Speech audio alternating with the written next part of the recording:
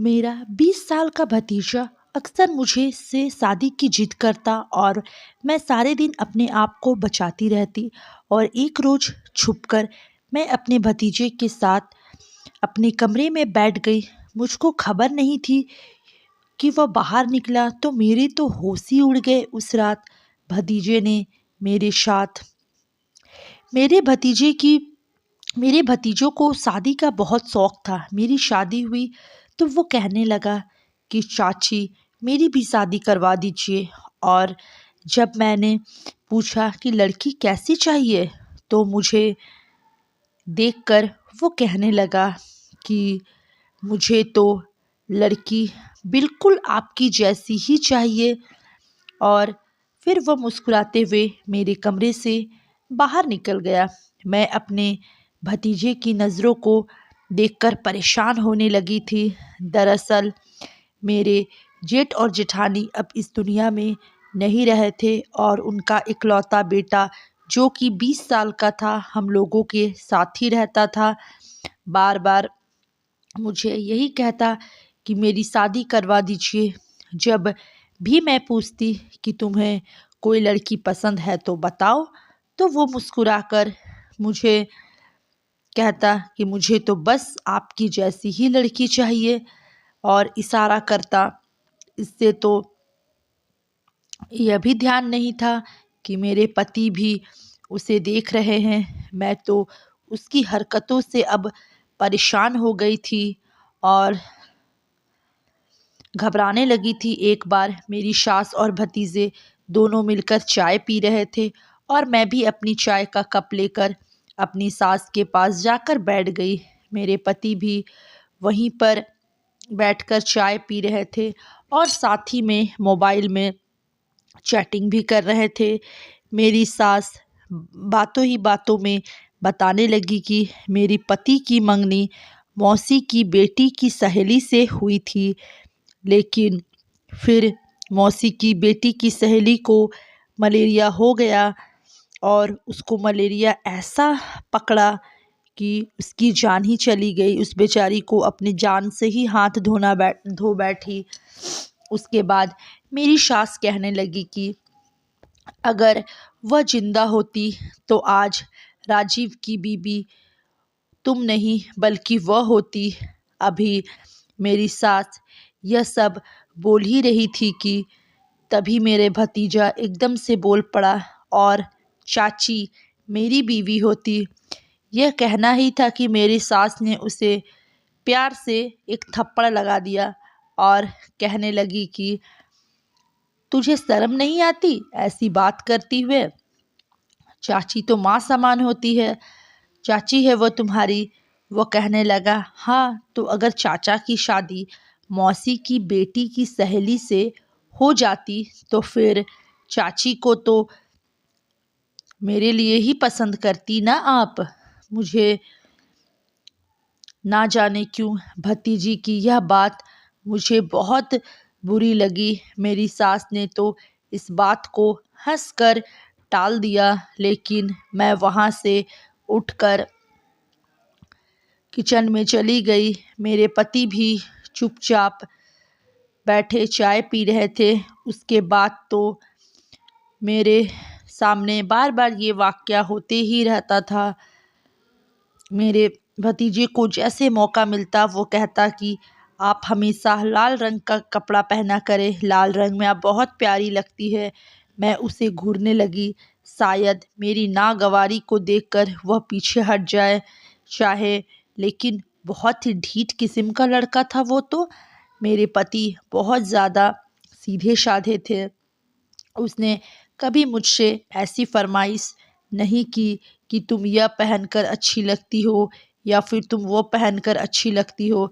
मेरे पति की अच्छी आदत थी, वो कारोबारी दिमाग के थे और हर वक्त अपने काम में ही कारोबार में ही लगे रहते थे। उन्हें ज़्यादा वक्त नहीं मिलता था। एक बार मैंने पूछा भी कि मैं कैसी लग रही हूँ तो वह मुझे देखते और कहते कि हाँ ठीक ही तो लग रही हो, जैसे ठीक ही तो लग रही हो, तुम्हें क्या हुआ है, बीमार तो नहीं पड़ी हो ना। मैं तो खामोशी हो गई। और दूसरी तरफ मेरा भतीजा है जो जो मुझे हमेशा अजीब नज़रों से देखता रहता था। एक बार तो उसने हद ही पार कर दी। वह मेरे कमरे में बिना नॉक किए ही मेरे कमरे में घुस गया और मैं उस समय नहाकर तैयार ही हो रही थी। ज़ाहिर है नई नई शादी हुई है, इसलिए मैंने खूब हेवी कलर का लाल रंग का जोड़ा पहना था और अच्छे से मेकअप करके बाल को भी खुला रखा था। और वह बिना ही आवाज़ दिए सीधे मेरे कमरे में आ गया और मुझे देखकर कुछ पल तो वह देखता ही रह गया और दूसरे ही पल बोला। उसके यूँ कमरे में आने पर मैं कुछ घबरा सी गई और मैं उस टाइम तक अच्छे से तैयार भी नहीं हुई थी।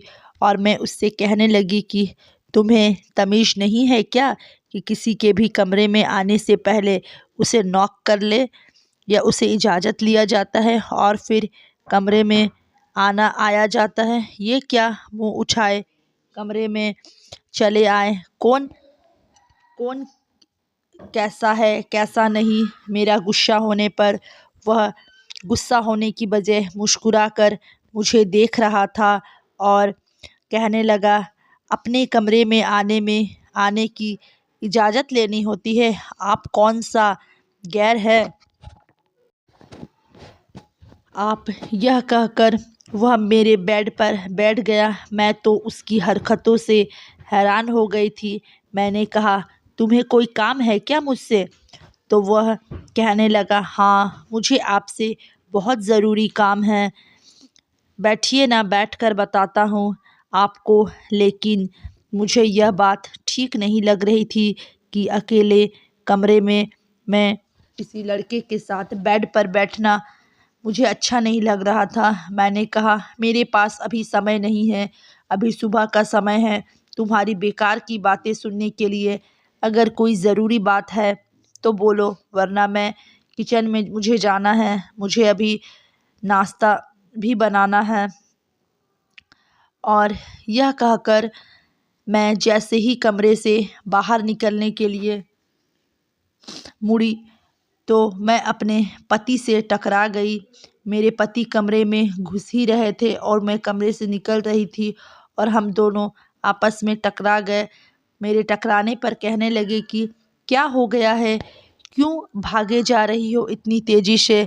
जैसे देखा कि भतीजा कमरे में बैठा है, कुछ पल तो वो हम दोनों को देखते ही रह गए और फिर दूसरे पल वह बोले कि वो अपने पति को यूँ अजीब भरी नज़रों से देखते हुए मेरा तो दिल ज़ोर ज़ोर से धड़कने लगा था कि कहीं वह कुछ गलत ही ना समझ ले।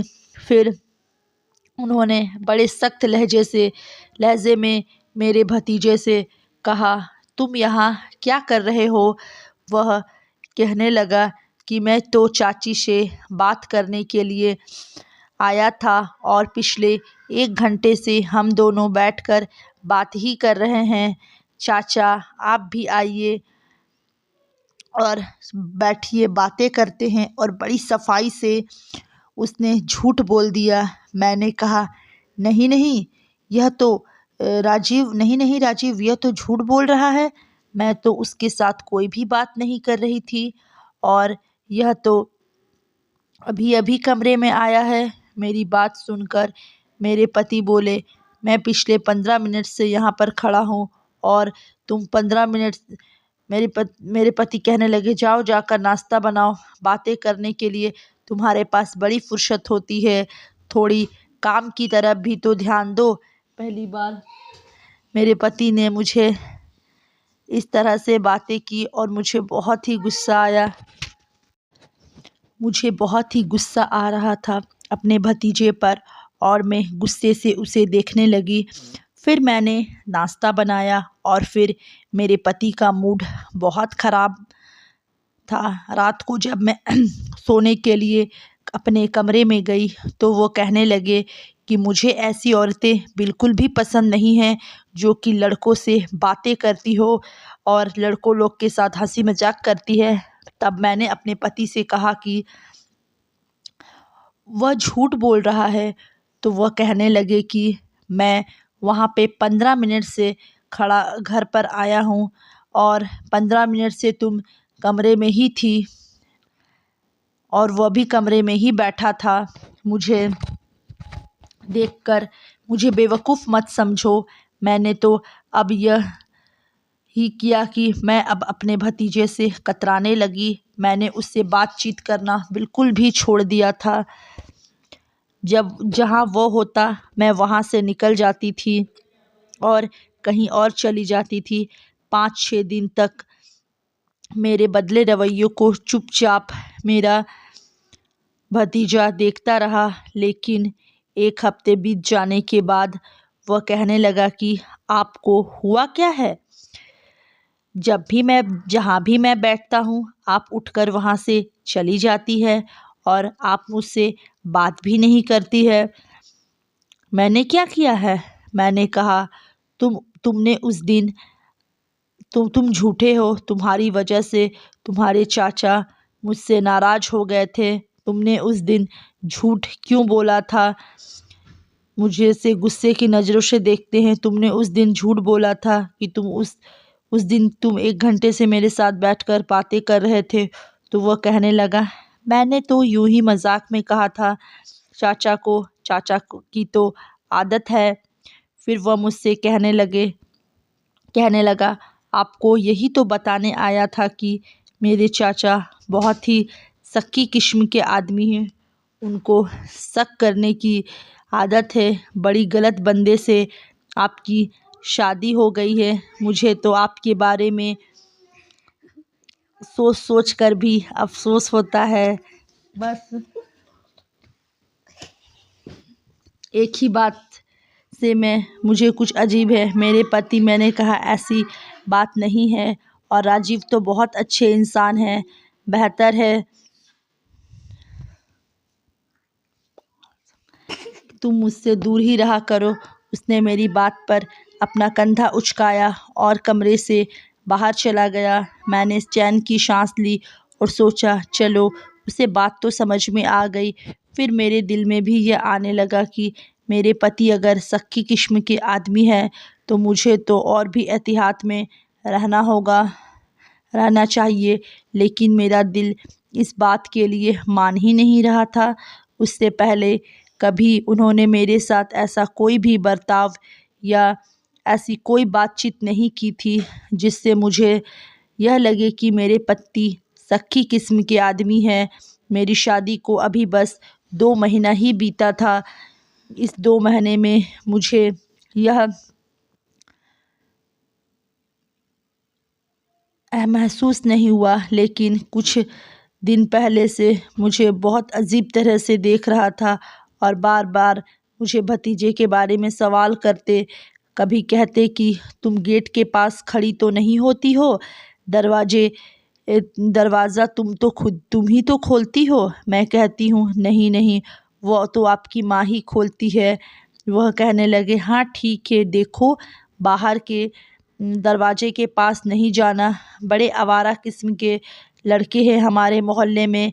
मैं अपने पति की यह बात सुनकर मुझे भी यही लगने लगा कि शायद मेरे पति शक्की किस्म के आदमी हैं। मैं हर उस काम से बचती जिससे मेरे पति मुझ पर शक करे और मुझसे नाराज़ ना हो जाए। लेकिन एक बार ऐसा हुआ कि सब कुछ बर्बाद हो गया। मेरी सास मुझसे कहने लगी कि मैं कुछ दिनों के लिए अपने मायके जाना चाहती हूँ। मेरी बहन जो मायके आई हुई है और वो बहुत बीमार है। मेरे भतीजे ही मेरी सास को छोड़ने के लिए उनके मायके चले गए।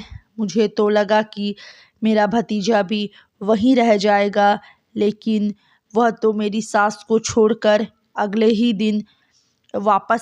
सुबह वापस आ गया और मेरे पति ने मेरे भतीजे से कहा कि तुम्हें भी मम्मी के साथ वहीं रहना चाहिए था। तो मेरे भतीजे ने कहा कि नहीं नहीं, मेरी पढ़ाई का मसला है और मेरे एग्ज़ाम आने वाले हैं। अब मुझे और भी परेशानी होने लगी थी क्योंकि मेरा भतीजा दोपहर को कॉलेज से वापस आ जाता और मेरे पति रात को दोपहर से रात तक मुझे मेरे भतीजे के साथ ही रहना पड़ता।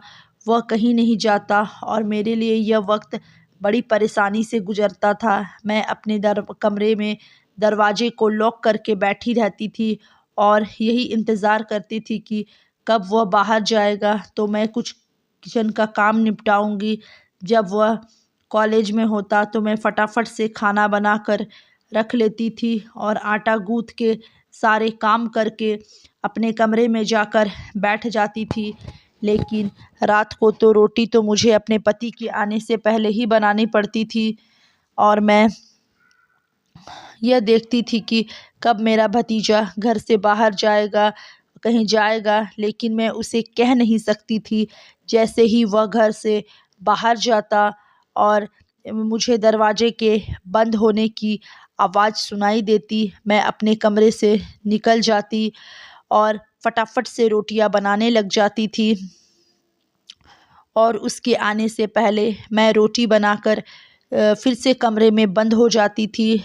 जब मेरे पति आते थे तभी मैं कमरे से बाहर निकलती थी।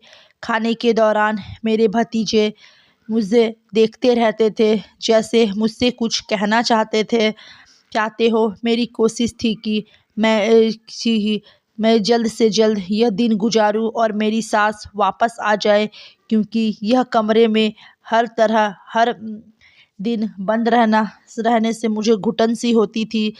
दूसरा, मेरा भतीजा वैसे भी कुछ बेशर्म किस्म का लड़का था जो एकदम से मेरे कमरे में आ जाता था और मेरा दरवाज़ा भी खटखटाता नहीं था कि बाहर निकलो, खटखटा सकता था कि बाहर निकलो, तुम क्या हर समय कमरे में रहती हो। मैं समझ नहीं पा रही थी कि मैं कैसे ये वक्त को गुजारूं। अभी मैं इस वक्त से यह सब सोच ही रही थी कि तभी मेरी सास का फ़ोन आया और कहने लगी कि उनकी बहन की हालत बहुत ही ख़राब हो गई है, इसलिए वह हो सकता है कि वह कुछ महीने यहीं रहे। या यह सुनकर तो मेरी परेशानी और भी ज़्यादा बढ़ गई थी। पति घर आते तो बार बार मुझसे मुझसे सवाल जवाब करते कि भतीजा वापस कब आता है, आने के बाद क्या करता है, घर पर ही बैठा रहता है या कहीं जाता है कि नहीं। मैं कहती कि मुझे नहीं मालूम, मैं तो अपने कमरे में ही रहती हूँ। तो वो कहने लगे कि मुझे तो सब मालूम है, तुम 24 घंटे कमरे में थोड़ी बैठी रहती होगी। मैंने कहा कि आप जाकर अपने भतीजे से ही पूछ लीजिए, आप यह मुझसे क्यों पूछ रहे हैं।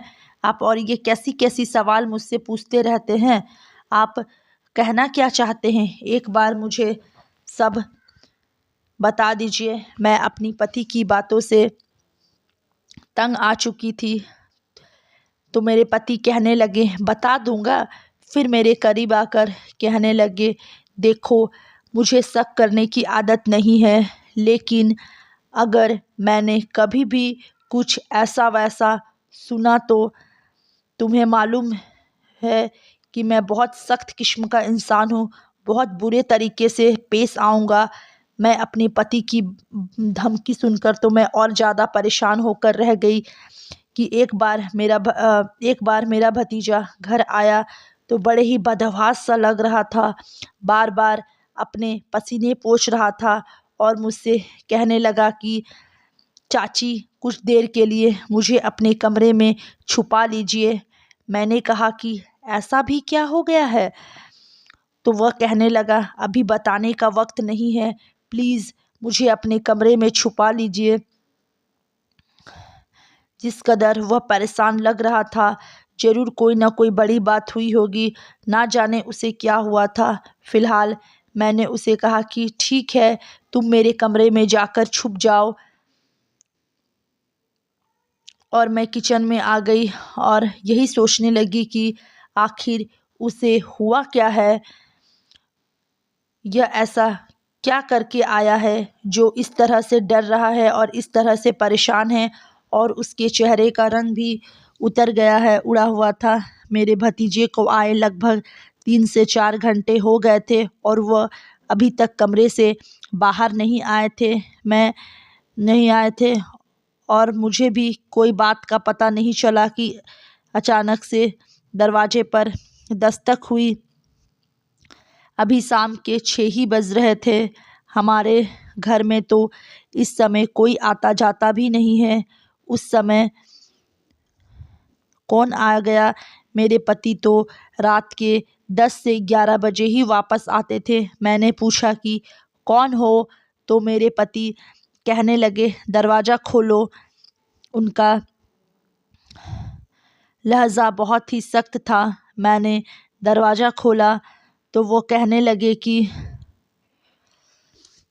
वो खोल दिया। मुझसे बात करने की बजाय वो गुस्से से घर के अंदर घुस गए और फिर पूरे घर की तलाशी लेने लगे। मैंने कहा कि आप क्या देख रहे हैं और आप क्या खोज रहे हैं? तो वो कहने लगे अभी बताता हूँ। ऐसे सुनकर मेरा दिल धक सा रह गया।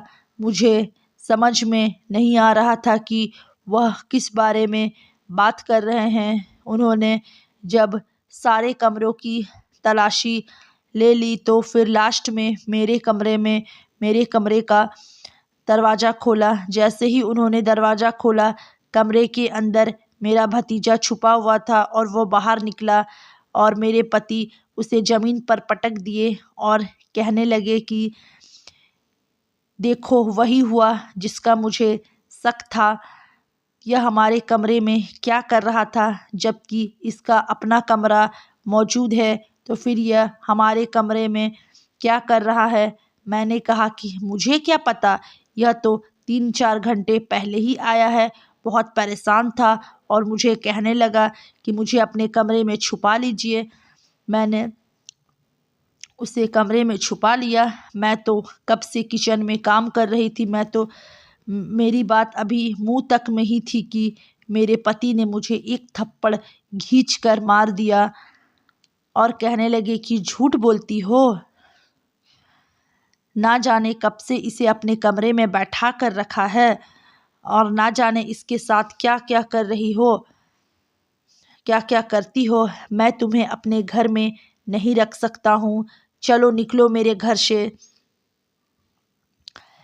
बाहर बाहर में बाहर से मैं अपने भतीजे की बात सुनकर परेशान हो गई। मैं अपने पति की बात सुनकर परेशान हो गई। मैं अपने पति की बात सुनकर हैरान भी थी। मैंने कहा ऐसा कुछ नहीं है, मैं सच कह रही हूँ। आप अपने भतीजे से ही पूछ लीजिए। मैंने कहा उससे तुम ही बता दो तुम यहाँ क्यों आए थे? तो वह मुस्कुराने लगा और कहने लगा मैं क्या बताऊँ चाची, जो कुछ है सब तो चाचा देख ही चुके हैं। अब इसमें छुपाने से क्या फ़ायदा? इस बार भी उसने मुझे ही दाग लगा दिया और झूठ बोल दिया। मेरे पति ने तो मुझे धक्के मारकर घर से बाहर निकाल दिया और मैं रोती हुई अपने मायके रोती रही, चिल्लाती रही, पर उसने मेरी एक भी बात नहीं सुनी और अब मैं अपने मायके के घर पहुंच गई। अगले ही दिन मेरे पति ने मुझे फ़ोन किया और फ़ोन करके कहने लगे कि बहुत जल्दी मुझे तलाक के पेपर भेज देंगे। उन्हें मुझसे तलाक चाहिए। वह कुछ भी सुनने को तैयार नहीं थे। मैं खामोश होकर बैठ गई। मेरे भैया और भाभी भी मुझे ही ताने देने लगे कि हाँ, शादी को अभी 2 महीना ही नहीं हुआ है और अपने पति से तलाक लेने लगी है। कैसी लड़की है ये? एक रिश्ता नहीं संभाल सकी। 3 महीने के बाद मेरे पति मुझे वापस लेने के लिए आए। मेरे सास भी साथ में थी और बड़ी शर्मिंदा थी। मेरी सास रोने लगी, कहने लगी मैं कुछ दिन पहले ही आई। मुझे जब ये मालूम हुआ कि राजीव ने तुम्हारे साथ तो ऐसा किया है तो मैंने राजीव को बहुत डांटा और कहा कि मैं नहीं जानती राजीव ऐसा कदम भी उठा सकता है।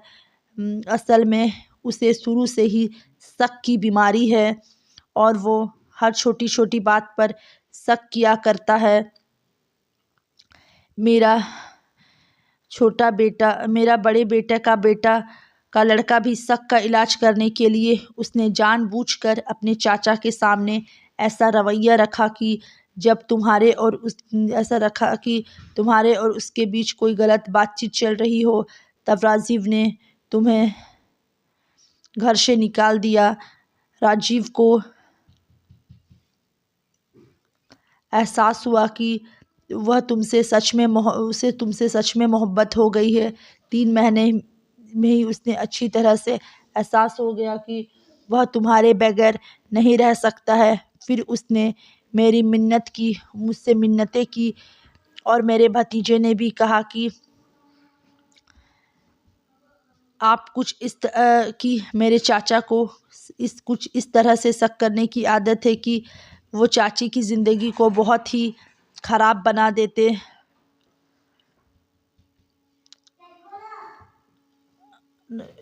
राजीव को एहसास हो गया कि वो तुमसे सच में मोहब्बत हो गई है। 3 महीने में ही उसने अच्छी तरह से एहसास कि उसे तुमसे सच में मोहब्बत हो गई है। 3 महीने में उसने अच्छी तरह से एहसास हो गया कि वह तुम्हारे बगैर नहीं रह सकता है। फिर उसने मुझसे मिन्नतें की। मेरे भतीजे ने कहा कि नहीं, मेरे चाचा को इस तरह से शक करने की आदत है कि वो चाची की ज़िंदगी को बहुत ही ख़राब बना देते। मैं चाचा के साथ जानबूझकर आपके सामने ऐसे रवैया रखता था। मैं यह देखना चाहता था कि आप